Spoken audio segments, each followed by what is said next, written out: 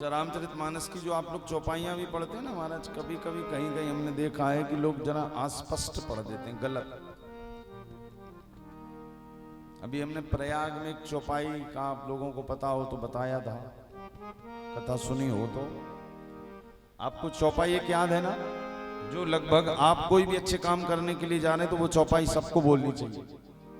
घर से निकलते समय ये चौपाई, अरे मंगल भवन अमंगल हारी, मंगल भवन मंगल हारी, द्रवहु सुदशरथ अजर बिहारी, द्रवहु सुदशरथ अजर बिहारी, मंगल भवन अमंगल हारी, मंगल भवन अमंगल हारी, द्रवहु सुदशरथ अजर बिहारी, द्रवहु सुदशरथ अजर बिहारी, सुनिय पवन सुत पावन नामो,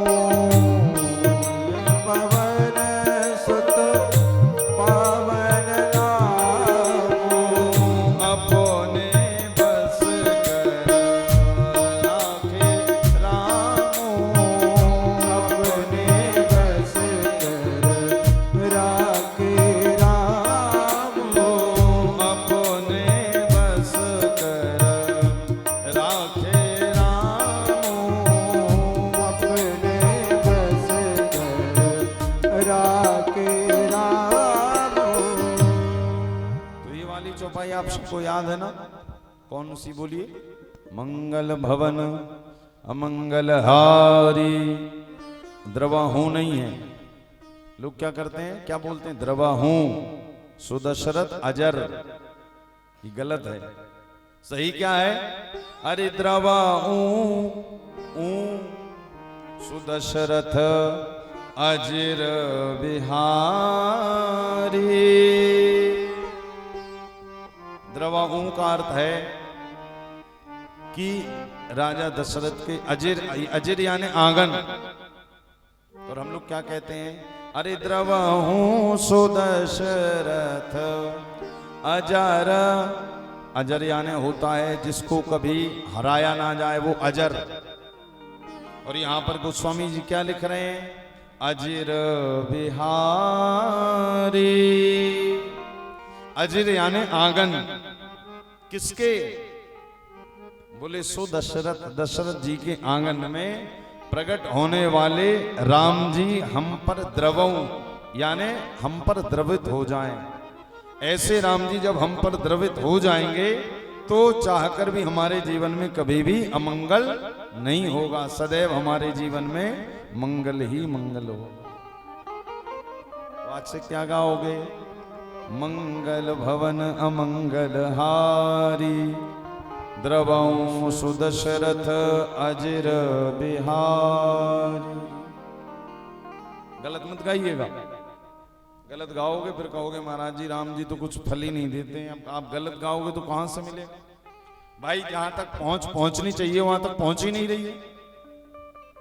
और ऐसी काफी सारी चौपाइयां जिन्हें विधिवत पढ़कर समझकर उसका, अच्छा देखिए, उसका अर्थ समझकर जब उनको गाओगे ना तो आपको पढ़ने में और आनंद आएगा, बोलने में आनंद आएगा।